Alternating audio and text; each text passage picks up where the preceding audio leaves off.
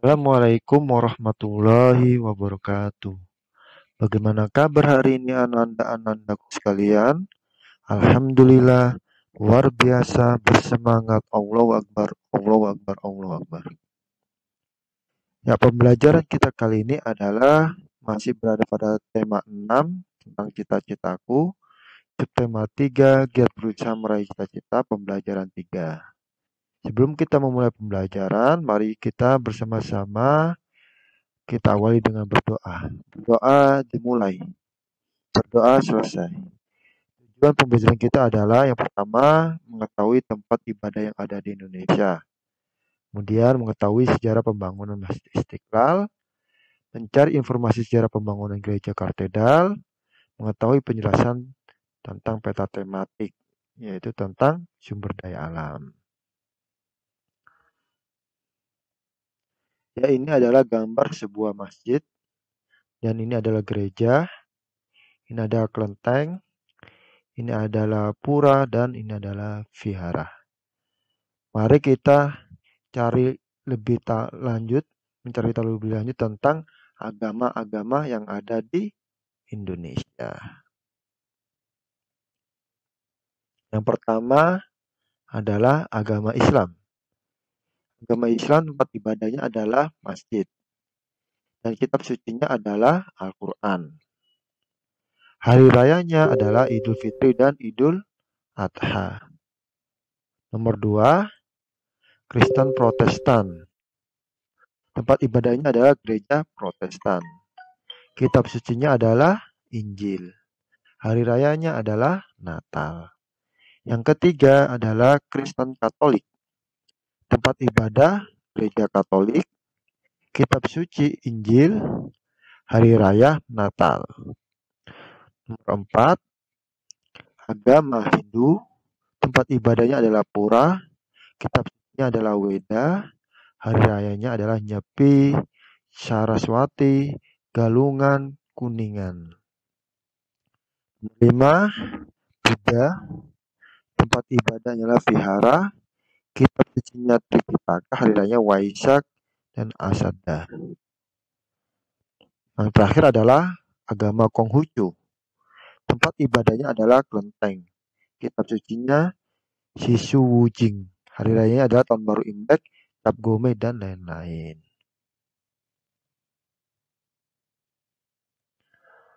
Tahukah kamu nama gambar di samping ini? Ya, ini adalah gambar Masjid Istiqlal. Jadi Masjid Istiqlal ialah masjid terbesar yang ada di Asia Tenggara, terletak di Jakarta. Sebagai rasa syukur atas kemerdekaan yang diperoleh Republik Indonesia, Masjid Istiqlal dapat kita artikan merdeka.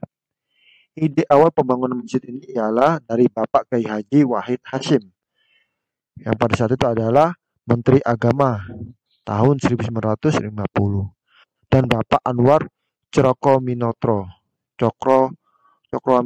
tahun 1953. Dibentuklah panitia pembangunan Masjid Istiqlal yang diketahui oleh Bapak Anwar Cokroaminoto. Beliau menyampaikan rencana pembangunan masjid pada Insinyur Soekarno, yang pada saat itu menjabat sebagai presiden, dan ternyata mendapatkan sambutan hangat dan akan mendapatkan bantuan sepenuhnya dari Bapak Presiden. Insinyur Soekarno sejak tahun 1954 oleh panitia diangkat menjadi kepala bagian teknik pembangunan Masjid Istiqlal, dan beliau juga menjadi ketua dewan juri untuk menilai sayembara maket Istiqlal. Tahun 1955 diadakan sayembara membuat gambar, dan maket pembangunan Masjid Istiqlal diikuti oleh 30 orang peserta, dan hanya 27 orang peserta yang menyerahkan gambar, dan hanya 22 orang saja yang memenuhi persyaratan lomba. Setelah didiskusikan oleh dewan juri, yang menjadi pemenang ialah 5 orang, dan dari 5 orang tersebut terpilihlah arsitek F. Silaban dengan sandi ketuhanan, dan beliau ini adalah beragama Kristen Protestan. Pada tahun 1961 diadakan penanaman tiang pancang pertama pembangunan Masjid Istiqlal. 17 tahun kemudian, bangunan Masjid Istiqlal selesai dibangun dan penggunaannya dilakukan sejak tanggal 22 Februari 1978. Pembangunan masjid ini didanai dengan APBN sebanyak 7 miliar dan 12 juta US dollar. Luas tanah area Masjid Istiqlal ialah 9,3 hektar. Lokasi pembangunan gedung ialah seluas 2,5 hektar, terdiri dari gedung induk utama dan balkon bertingkat 5. Luasnya 1 hektar. Bangunan teras 1,5 hektar. Areal parkir luasnya 3,35 hektar. Pertamanan dan air mancur seluas 3,47 hektar. Masjid ini memiliki gaya arsitektur modern dengan dinding dan lantai berlapis marmer, hiasi ornamen geometrik dari baja anti karat. Bangunan utama ini terdiri dari 5 lantai dan 1 lantai dasar. Bangunan utama itu dimahkotai 1 kubah besar berdiameter 45 meter, ditopang 12 tiang besar. Menara tunggal setinggi 96,66 meter, menjulang di sudut selatan selasar masjid. Masjid ini mampu menampung lebih dari 200.000 jamaah. Jadi itulah sedikit tentang sejarah singkat pembangunan Masjid Istiqlal. Ya, kita akan mencari tahu informasi tentang Gereja Katedral yang ada di Jakarta yang bersebelahan dengan Masjid Istiqlal. Gereja Katedral merupakan salah satu bangunan cagar budaya yang ada di Jakarta. Sebelum diresmikan sebagai bangunan cagar budaya, Gereja Katedral mempunyai sejarah yang panjang dalam pembangunannya. Pembangunan Gereja Katedral dimulai ketika Paus Pius ke-7 mengangkat Pastor Nelson sebagai prefek apostik Hindia Belanda pada 1807. Saat itulah dimulai penyebaran misi dan pembangunan gereja Katolik di kawasan Nusantara, termasuk di Jakarta. Gereja Katedral merupakan salah satu warisan budaya Indonesia yang patut dijaga dan dilestarikan. Di dalamnya terdapat perpustakaan dan museum yang menjelaskan sejarah penyebaran ajaran Katolik di tanah Jakarta.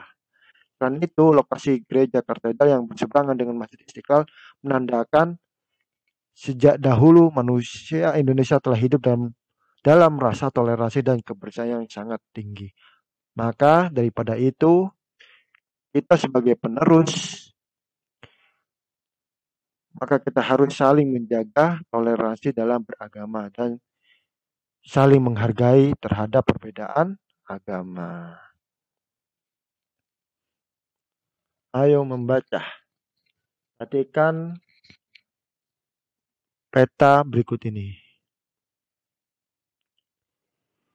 Selain keragaman suku bangsa, budaya, dan agama, Indonesia juga kaya akan sumber daya alam yang tersebar di berbagai daerah, provinsi, dan pulau. Peta tersebut dinamakan peta tematik. Persebaran sumber daya alam.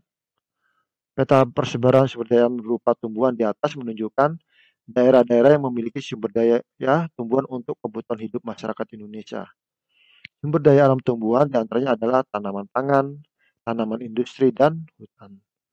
Tanaman pangan terdiri dari padi, palawija, sayur-sayuran, dan buah-buahan. Tanaman industri berupa tanaman tebu, karet, kopi, teh, kelapa sawit, tembakau, dan kopra. Tanaman hutan sangat penting untuk mencegah banjir, tanah longsor, menyimpan cadangan air, serta perlindungan hewan.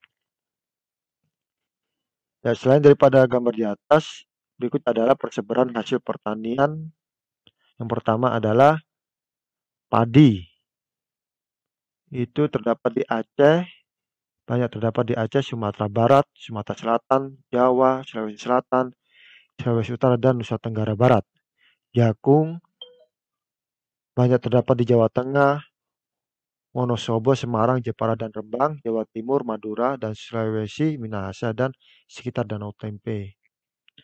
Ubi kayu atau singkong persebarannya banyak di Sumatera Selatan, Lampung, Madura, Jawa Tengah, Wonogiri, dan kacang tanah persebarannya banyak di daerah Riau, Sumatera Barat, Jawa Tengah, yang meliputi Solo, Semarang, Jepara, Rembang, dan Pati.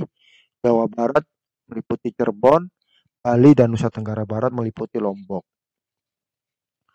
Persebaran hasil perkebunan yaitu tembakau banyak terdapat di Sumatera dan Jawa. Berada di Jawa Barat yang persebarannya antara Bogor, Sukabumi, dan Garut. Jawa Tengah yaitu Pegunungan Dieng, Wonosobo, Temanggung, dan Pekalongan.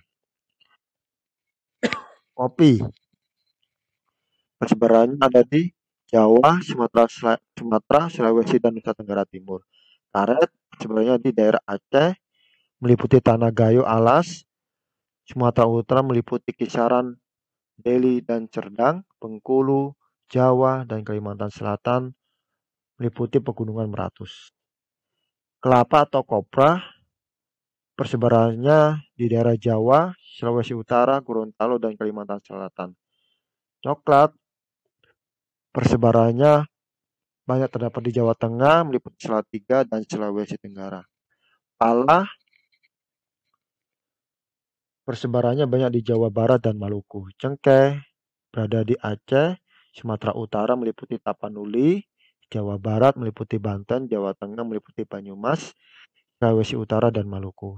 Lada persebarannya banyak di daerah Lampung, Bengkulu, Sumatera Selatan, dan Kalimantan Barat. Dengan persebaran hasil kehutanan, yang pertama adalah kayu kruwing, kayu meranti, dan kayu damar, terutama dihasilkan di daerah-daerah Kalimantan, Sulawesi, dan Papua. Kayu cendana banyak persebarannya di daerah Nusa Tenggara Timur. Rotan persebarannya di Kalimantan, Sumatera Barat, Sumatera Utara, dan Maluku. Perhatikan peta tersebut. Di peta tersebut dinamakan peta tematik persebaran hewan liar dan hewan ternak di Indonesia. Hewan liar tersebut adalah harimau, kera, orangutan, gajah, badak, banteng, dan anoa. Sedangkan hewan ternak yaitu ayam, itik, sapi, udang, dan domba. Hewan liar tinggal di hutan dan taman-taman nasional untuk dilindungi dari kepunahan. Sedangkan hewan ternak merupakan hewan yang dipelihara atau diternak untuk memenuhi kebutuhan manusia. Persebaran hasil peternakan dan perikanan selain gambar di atas, peta di atas adalah peternakan sapi itu meliputi daerah Sumatera, Jawa, Madura, Bali, Nusa Tenggara Barat, meliputi Lombok dan Sumbawa. Untuk peternakan kuda, persebarannya di daerah Nusa Tenggara Timur atau Pulau Sumba dan Sumatera Barat. Budidaya udang dan ikan bandeng persebaran di daerah pantai utara Jawa, Sumatera, dan Sulawesi. Tiram dan mutiara persebarannya di daerah Bali, Maluku, dan Papua. Apa sih makna peta tematik itu? Ya, peta yang dibuat secara khusus untuk memperjelas isi peta, dan peta ini dibuat secara terperinci. Apa perbedaan tanaman pangan dengan tanaman palawija? Tanaman pangan segala jenis tanaman yang dapat menghasilkan karbohidrat dan protein, contohnya padi, jagung, dan gandum. Sedangkan tanaman palawija semua tanaman pertanian semusim yang ditanam pada lahan kering, contohnya kacang, tanah, dan kedelai. Apa perbedaan hewan liar dengan hewan ternak? Ya, hewan liar merupakan jenis hewan yang hidup habitat di alam liar tanpa tersentuh oleh tangan manusia. Yang hewan ternak merupakan hewan yang dapat dikembangbiakan sehingga menjadi banyak dan hasilnya dapat dimanfaatkan untuk keuntungan manusia. Ayo isi paragraf rumpung di bawah ini. Tidak bisa dipungkiri bahwa dunia sangat beragam, termasuk manusia diciptakan dalam keadaan yang tidak sama, baik fisik, sifat, asal daerah, dan budayanya. Ini adalah termasuk keberagaman individu. Aku berasal dari daerah Kabupaten Penajam. Ada temanku yang berasal dari daerah yang berbeda yaitu Kabupaten Flores. Kulitku berwarna putih, tetapi ada teman saya yang kulitnya berwarna hitam. Aku mempunyai sifat penyabar, sedangkan ada temanku yang mempunyai sifat disiplin. saya terhadap keberagaman ini adalah saling menghargai. Karena dengan saling menghargai, maka kita akan bisa saling menyatukan. Dan dengan menghargai, maka kita akan semakin banyak persaudaraan, banyak teman. Aku seorang muslim, saya beribadah di masjid. Dalam beribadah, saya harus bersungguh-sungguh karena walaupun tidak ada orang yang melihatnya, namun Allah SWT Maha melihat. Bagaimana dalam sebuah hadis di bawah ini yang artinya, wahai Rasulullah, apakah ihsan itu? Beliau menjawab, kamu menyembah Allah seakan-akan kamu melihatnya. Maka jika kamu tidak melihatnya, maka sesungguhnya dia melihatmu. Hadis riwayat Muslim. Oleh karena itu, mari kita selalu bersungguh-sungguh dan ikhlas dalam beribadah kepada Allah Subhanahu wa taala. Jadi sekian untuk pembelajaran kali ini. Bapak cukup, Ustaz cukupkan. Assalamualaikum warahmatullahi wabarakatuh.